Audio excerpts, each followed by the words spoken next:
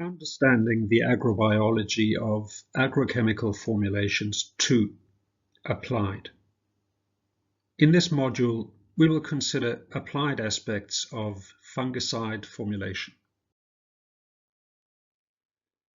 We begin with an overview of fungal pathogen biology, differentiating between plant cells and fungal cells and identifying specific metabolic processes which may be targeted by fungicides while giving selectivity between inhibition of fungal metabolism and plant metabolism.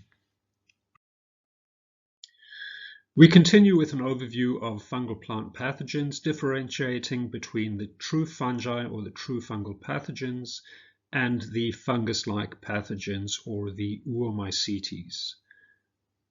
We break down these two groups of plant pathogens and identify specific differences within the groups and between the groups which allow us to target selectively different groups of pathogens.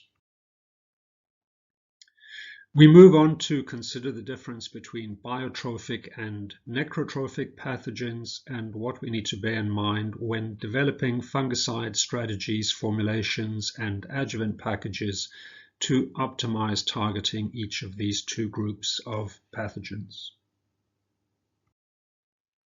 From here, we differentiate between protectant, curative, and eradicant treatments, and look at the benefits and challenges related to both contact fungicides and systemic fungicides, as well as opportunities arising from these differences.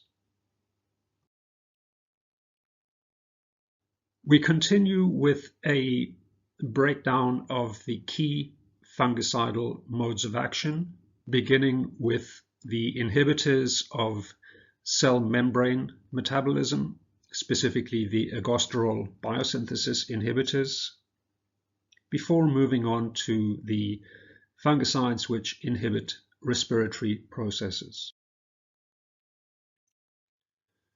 For fungicides inhibiting respiratory processes in the mitochondria, we differentiate between different groups of fungicidal mode of action within the mitochondrial respiratory chain. We bring together what we have learned in this module by preparing an overview of systemic and contact fungicides based on their mode of action, active ingredient physical chemical characteristics, typically used formulation types, adjuvant recommendations, etc.